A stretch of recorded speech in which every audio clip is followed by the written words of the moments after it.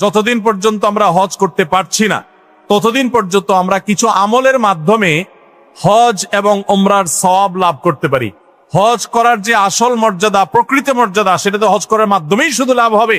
কিন্তু আমরা আজ এমন 5টি আমলের কথা জানবো, যেই 5টি আমল আমরা আমাদের নিজ জায়গায় বসে যদি করি, আল্লাহ রাব্বুল আলামিন এই আমলগুলোর বিনিময়ে হজ করে যে পরিমাণ সওয়াব আমি পেতাম, আমার অ্যাকাউন্টে, আমার আমল নামাতে ওই পরিমাণ সওয়াব আল্লাহ তাআলা লিখে দিবেন। তাহলে যারা হজ করতে পারছি না তারা হজ করার জন্য তো চেষ্টা করবই, তার পাশাপাশি এই আমলগুলো যদি করি, আমরা আশা করব আল্লাহর কাছে যে আল্লাহ তাআলা হাজী সাহেবদের হজের মাধ্যমে যে সওয়াব লাভ করেন, আল্লাহ তাআলা আমাকেও মাহরুম করবেন না, আমাকেও তাদের মতো সওয়াব দান করবেন। এরকম 5টি আমলের ভিতরে সর্বপ্রথম যে আমলের কথা বলবো সেটা হলো 5 ওয়াক্ত নামাজের পরে তাসবিহ পাঠ করা। সহিহ ইবনে হিব্বানের একটা হাদিস বর্ণিত হয়েছে, নবী করিম সাল্লাল্লাহু আলাইহি সাল্লামের কাছে এসে একবার দরিদ্র সাহাবীরা, গরিব এবং অভাবী সাহাবীরা অনুযোগ করলেন এবং তারা অনুযোগ করে বললেন, হে আল্লাহর রাসূল, ধনী সাহাবীরা তারা 5 ওয়াক্ত নামাজ পড়ে, রমজানে রোজা রাখে, আবার পাশাপাশি তাদের আর্থিক সচ্ছলতার কারণে দান সাদাকা করে, হজ করে, উমরা করে, জিহাদে আল্লাহর পথে টাকা ব্যয় করে, তারা বিভিন্ন ভাবে যে আর্থিক ইবাদত করে, আমরা তো গরিব এবং অভাবী হওয়ার কারণে এই সওয়াবগুলো পাই না।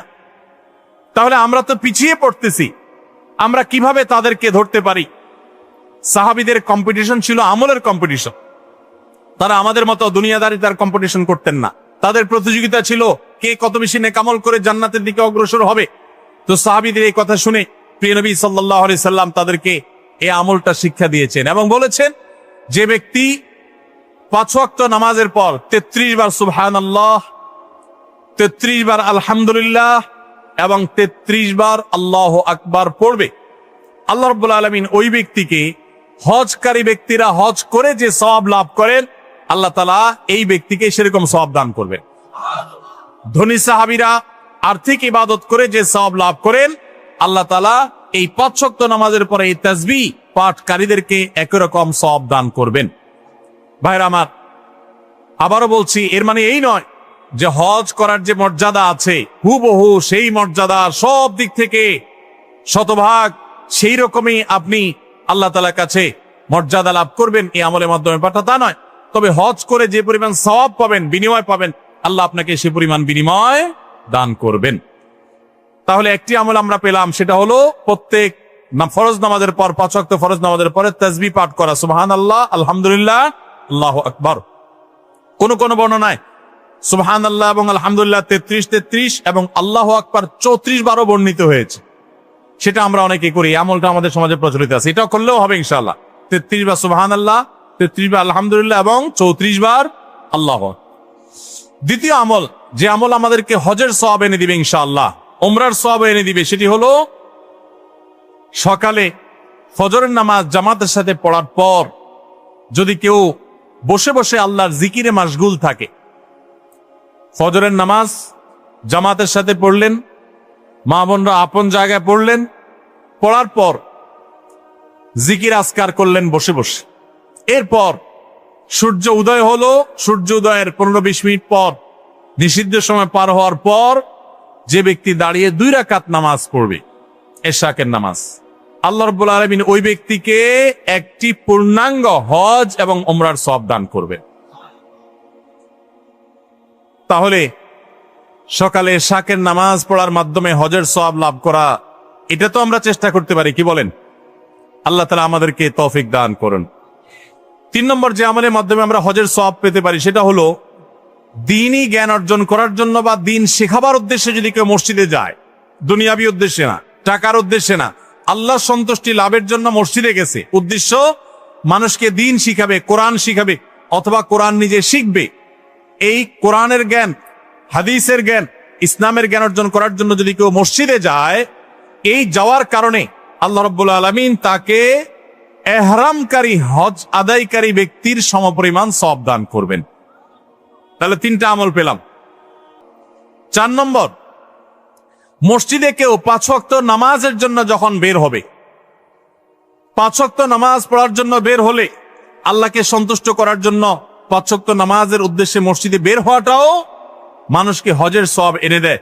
এই সম্পর্কে নবী সাল্লাল্লাহু আলাইহি ওয়াসাল্লামের হাদিস বর্ণিত হয়েছে যে এই ব্যক্তিকে আল্লাহ রাব্বুল আলামিন আজরুহু কাজরিল হাজিল মুহরিম, ইহরাম পরিহিত হজ আদায়কারী হাজী সাহেবের মতো বিনিময় আল্লাহ তাআলা মসজিদে নামাজের উদ্দেশ্যে, ফরজ নামাজের উদ্দেশ্যে যারা যায় তাদেরকে দান করেন।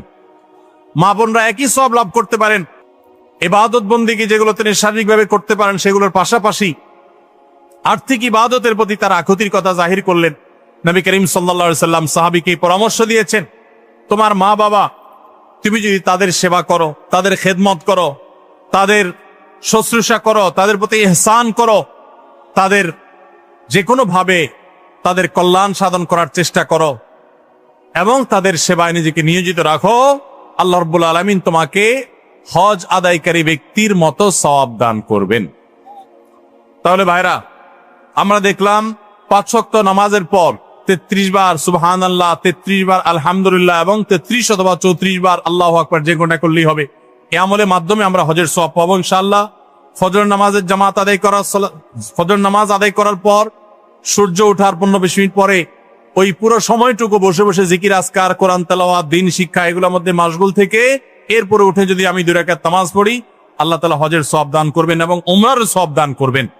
আর 3 নম্বর হলো, মসজিদে যদি কেউ দ্বীন শিক্ষার জন্য বা দ্বীন শিখাবার জন্য যায়, তাহলে এই যাওয়ার কারণে শুধুমাত্র আল্লাহ রাব্বুল আলামিন ওই ব্যক্তিকে পূর্ণাঙ্গ হজের সওয়াব দান করবেন। 4 নম্বর হলো, যে ব্যক্তি 5 ওয়াক্ত নামাজে মসজিদে হাজির হওয়ার জন্য 5 ওয়াক্ত নামাজে বের হয়, মসজিদের দিকে যায়, আল্লাহ তাআলা তাকে ইহরামকারী, সাদা কাপড়ে ইহরাম পরে লব্বাইক রত হাজী হজ করে যে সওয়াব পায়, আল্লাহ তাআলা ওই মসজিদে গমনকারী ব্যক্তিকে সেই সওয়াব দান করেন। এবং 5 নম্বর হলো মা বাবার সেবাকারী ব্যক্তি। ভাইরা আমার, এই 5টা আমল আমরা অনেকগুলোই কিন্তু করি, কিন্তু এই সওয়াব লাভের আশা আমরা করি না। আজ থেকে আমরা এই সওয়াব লাভের আশা করবো ইনশাআল্লাহ। 33 বার সুবহানাল্লাহ, 33 বার আলহামদুলিল্লাহ, 34 বার আল্লাহু আকবার যখন 5 ওয়াক্ত নামাজের পরে করবেন, তখন আপনার এই আশা থাকবে যে এর মাধ্যমে হজের সওয়াব লাভ করব। আবার যখন এশরাকের নামাজ পড়বেন, ফজর নামাজের পরে নিজ জায়গায় বসে জিকির আজকার করে, তখন আপনি আল্লাহর কাছে হজের সওয়াব পাবেন, সে আশা রাখবেন। আবার যখন মসজিদে কোনো দিন শিখার জন্য যাবেন, এই আশা রাখবেন যে আল্লাহ হজের সওয়াব দিবেন, পূর্ণাঙ্গ হজ। আবার যখন 5 ওয়াক্ত নামাজ এই মসজিদে পড়তে যাবেন, যাওয়ার সময় মনে মনে নিয়ত করবেন, আশা করবেন যে নবী সাল্লাল্লাহু আলাইহি ওয়াসাল্লামের হাদিসে না ওয়াদা রয়েছে, অতএব আমি এই নামাজে যে যাচ্ছি, নামাজ পড়ে তো আমার ফরজ আদায় হবেই, আল্লাহর কাছে সওয়াব পাবো। এর পাশাপাশি এই যে যাচ্ছি, এর মাধ্যমেও আল্লাহ তাআলার কাছে আমি হজ ইহরামকারী ব্যক্তি, ইহরামরত ব্যক্তির মতো হজের মর্যাদা বা সওয়াব আমি লাভ করব। এবং মা বাবার সেবা করার সময় একই নিয়ত করব। আমরা যখন নিয়ত করব এবং এই আমলগুলো আশায় করব, আল্লাহ রাব্বুল আলামিন আমাদের সবাইকে দান করবেন ইনশাআল্লাহ।